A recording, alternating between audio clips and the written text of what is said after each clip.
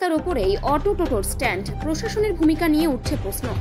বনগাঁ শহরের বিভিন্ন জায়গায় রাস্তার উপরেই অটো এবং টোটোর স্থায়ী স্ট্যান্ড দেখা যায়, আর তা নিয়েই উঠছে প্রশ্ন। রাস্তার উপরে কিভাবে দিনের পর দিন অটো টোটোর স্ট্যান্ড রয়েছে তা নিয়ে প্রশ্ন তুলছেন সকলে। প্রশাসনিক ভূমিকা নিয়ে হাজারো প্রশ্ন সাধারণ মানুষের মধ্যে।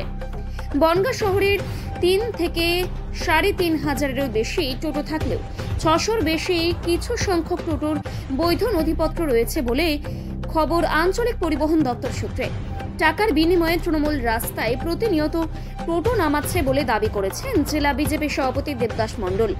মকরশাল শহর বনগাঁয় যানজট নিয়ে বিভিন্ন সময় নানান ধরনের প্রশ্ন ওঠে। বনগাঁয় এক প্রকার অটো এবং টোটোর দৌরাত্ম্য চলে বলে সাধারণ মানুষের দীর্ঘদিনের অভিযোগ।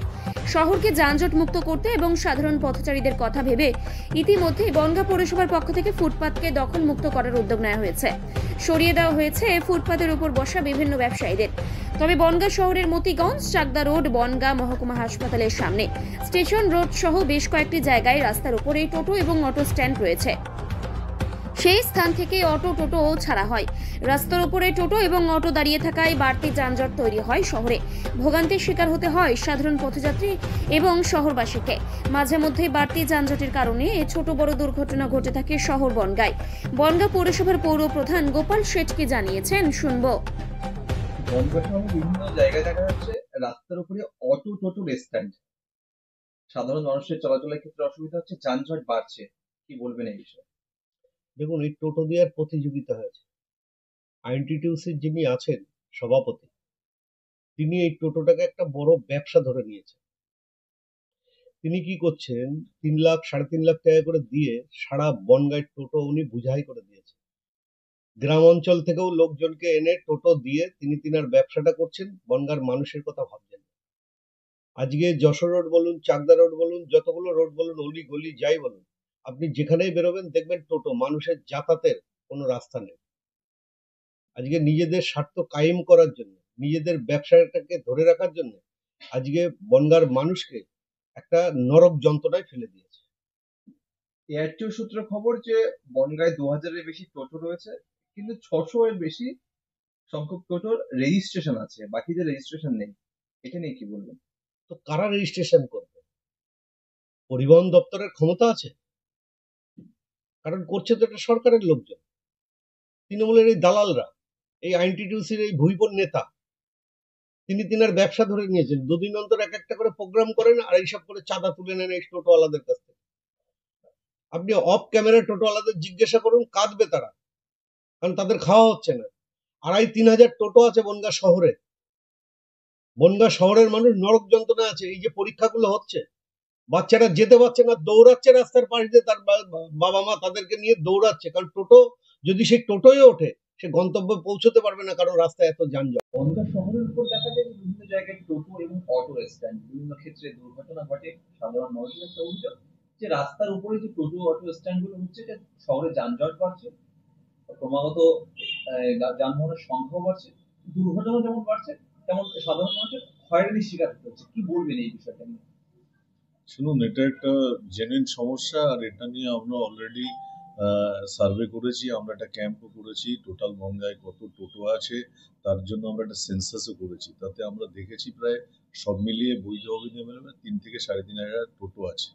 এবার এই টোটোগুলোকে আমাদের অ্যাজ পার গভর্নমেন্ট গাইডলাইন অনুযায়ী এগুলোকে আমাদের একটু মানে রুট অ্যালাইনমেন্ট করতে বলেছে। এবার অলরেডি আমরা সেটা এখানকার যারা আইএনটিসি যারা এগুলো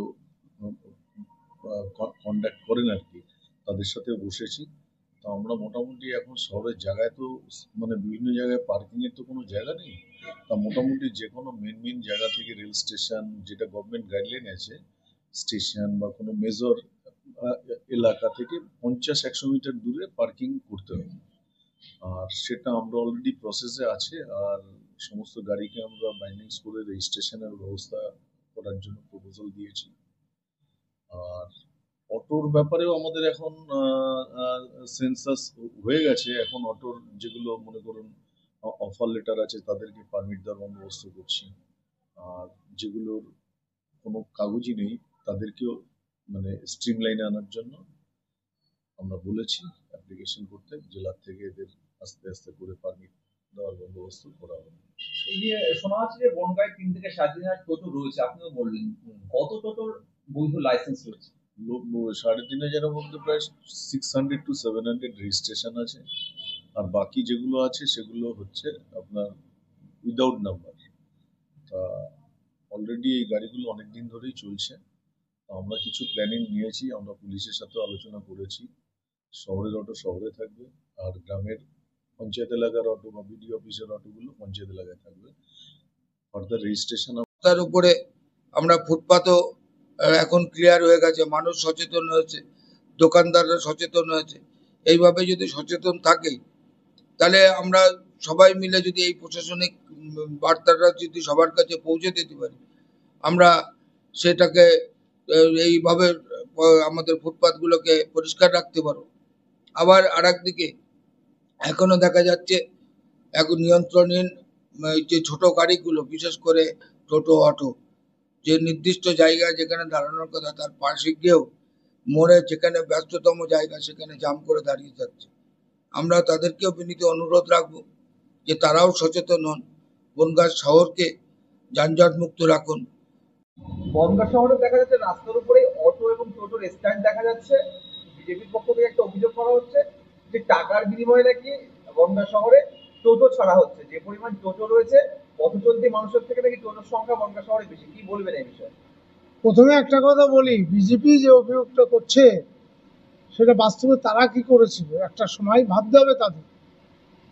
কেননা প্রকৃত ভ্যানালারা স্টেশনে ই রিক্সা ইউনিয়ন, প্রকৃত ভ্যানালারা ভ্যান চালাচ্ছে। আপনারা দেখেছেন আগে ভ্যান চালাতো, এখন তারা ই রিক্সা চালাচ্ছে, তারা ভাড়া চার্টও বন্ধ করে দিয়েছে। যিনি বলছেন তিনি আজ থেকে 8-9 বছর আগে তিনি কি করেছেন তার আগে ভাবতে হবে। প্রতি টোটোর কাছ থেকে 30 টাকা এবং টোটো দিয়ে টাকা লুটেছে। এখন যেহেতু লুটতে পারছে না, এখানে তৃণমূল কংগ্রেস দাঁড়িয়ে আছে, তিনি এখন ভাবছে যে কিভাবে কালিমুক্ত করা যায়।